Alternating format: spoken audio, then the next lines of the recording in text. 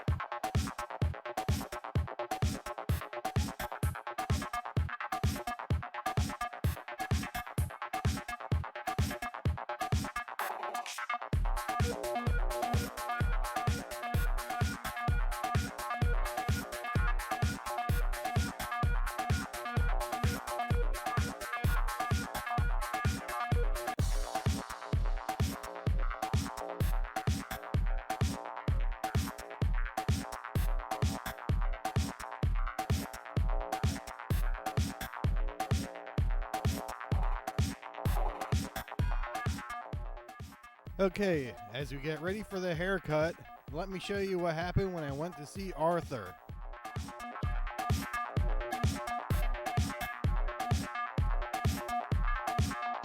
Alright everybody, let's get going. I gotta get to Arthur in Oaks, Pennsylvania, so I gotta get moving. So by now you probably have figured out that I never got a chance to see Arthur. So let's talk about Hanna. A young woman played by Saoirse Ronan, living in the snow-covered woods of Finland, realizes her father, played quite well by Eric Bana, an ex-CIA man who has trained her to do combat, self-defense, and all kinds of killing, is not really her father at all, but a man who rescued her from the lab experiment that created her originally for this assassin lifestyle. She makes a decision to go out into the world on her own, but she faces great danger revolving around a dangerous intelligence officer played by Cate Blanchett. Everybody has a secret, and that is what comes to light as the movie and the chase moves on. Well, I'm caught in a traffic jam. I don't even know if I'm going to make this movie now. I got about 15 minutes till the movie starts, and I'm stuck on Route 422. Gonna be late for another one, it looks like. The Regal Marketplace Stadium 24 in Oaks, Pennsylvania was built in 1999.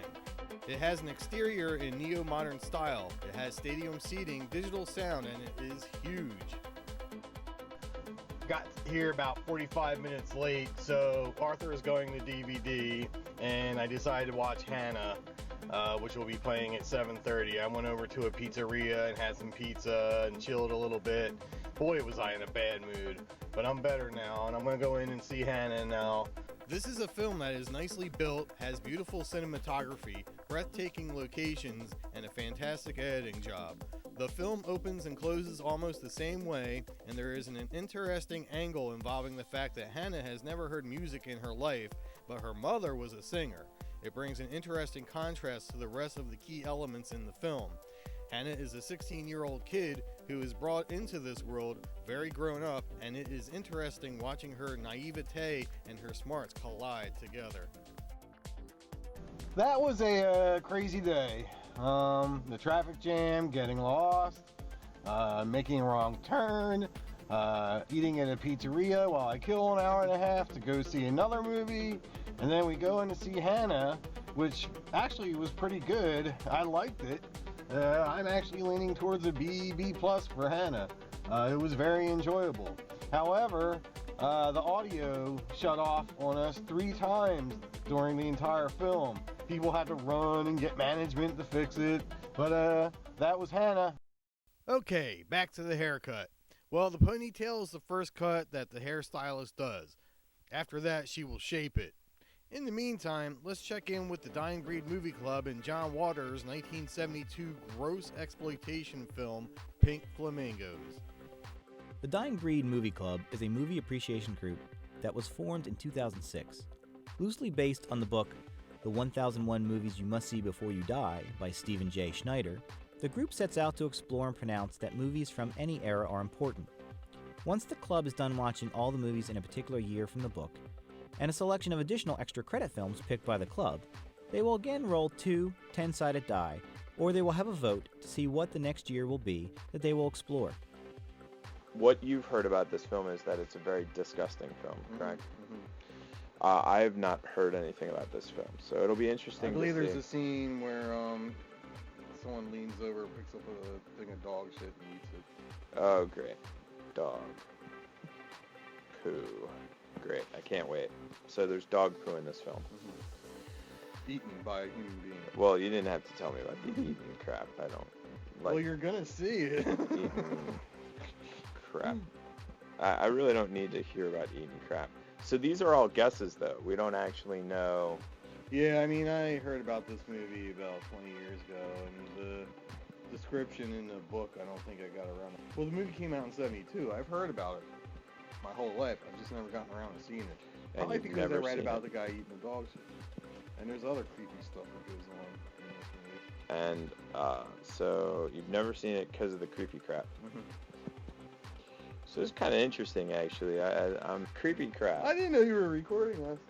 Well, it's like the pre-interview before we watch the film. No. Then we'll watch the film and we'll be like, oh wow, there was like dog poo and eating crap. And I'll be like, holy shit.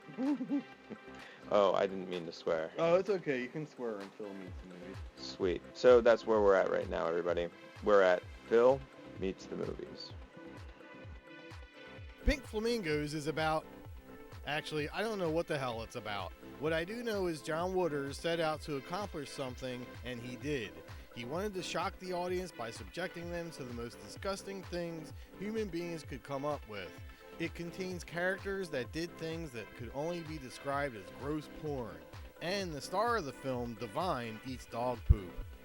Basically, the plot of the film revolves around Divine, trying to hold on to her title of the filthiest person alive. There are other silly side plots that have no real meaning at all, sprinkled throughout the film. At this point, I think Phil absolutely despises this film. Seriously, I think he hates this film. I can't say that I disagree with him completely, but I can say that I find this movie very filmatic. I don't understand what that word even means, but that's the word that keeps coming into my mind. And there's something, it's got a very laissez-faire attitude to it. Like, just, like, get your hands off me kind of movie. Like, it just, I don't know. It defies, like, normal wisdom of, like, the make it so that everybody's gonna like it. It's super creepy and... Shot with a single camera, rather horribly I might add. Hardly no edit cuts and totally in the low budget bucket. It is just disgusting. The only thing I really liked was the soundtrack music with its southern rednecky twang. Very 70s.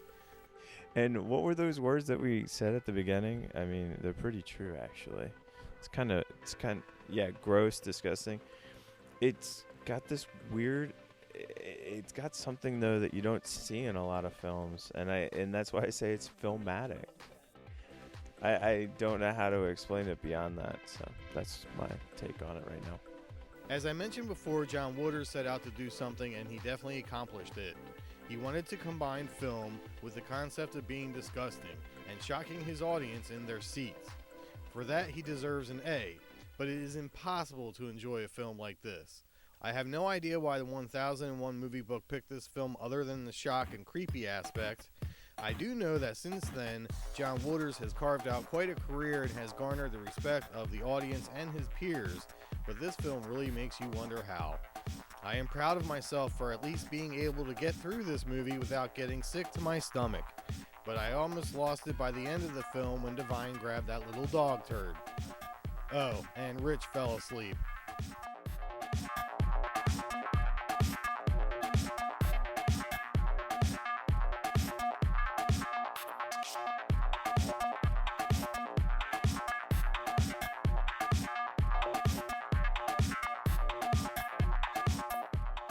Also, check out these film appreciation, criticism, discussion sites out too. Digging Star Wars, the online journal of the films that inspired George Lucas to create the Star Wars saga. Please look for our next episode on diggingstarwars.blogspot.com. With that in mind, think, post, and accept my thanks for listening. And check out comedyfilmnerds.com with comedians Chris Mancini and Graham Elwood, and featuring Nia Weekly as the kitten hands loving average moviegoer at comedyfilmnerds.com. Okay, back to the haircut. Now all she has to do is trim the excess hair and shape it. Looking good. So now I head to Lancaster County and see Scream 4 at the Penn Cinema. Hey everybody, well, I stopped at the Wawa down the street from my house. I had to get myself a vanilla milkshake. Well, anyway, I'm heading out to Lancaster. I'm going to go see Scream 4 at the Penn Cinema in Lititz, Pennsylvania. Yes, I said Lititz. Anyway, I better get moving. It's starting to get late, but at least I got my vanilla milkshake now. Alright, see you soon. Scream 4 opens up 10 years after the third film.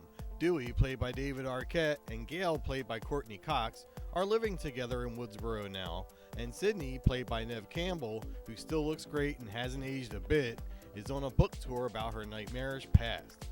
As you would expect, Ghostface returns, and it's up to our heroes to figure out which two people are the killers this time.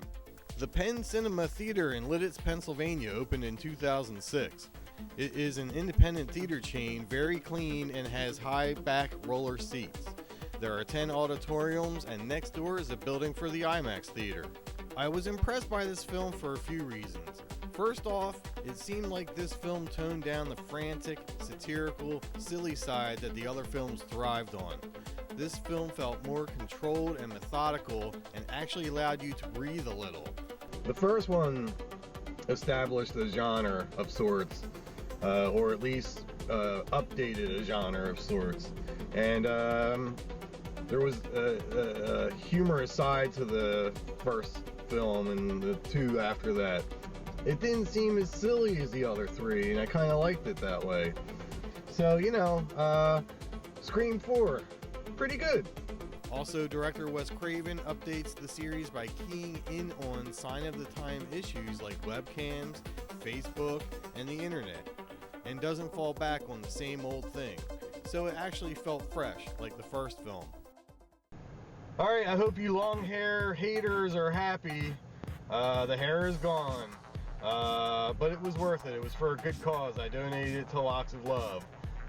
But anyway, in the next episode of Film Meets the Movies, we're going to go see Thor and Priest. And we'll have another discussion in the Dying Breed Movie Club about the movie Cabaret from 1972. Well, that's it. Hair's gone and I'm gone. I'll see you soon. Bye. Film Meets the Movies is produced by Deep Lake Pictures Entertainment and has no connection to any of the movies, artists, or motion picture companies seen in Film Meets the Movies whatsoever. Copyrights for films, images, sound bites, trademark characters, and related materials discussed in Film Meets the Movies remain with their respective owners. All materials are solely used for criticism, discussion, and artistic interpretation based on the fair use laws of the United States.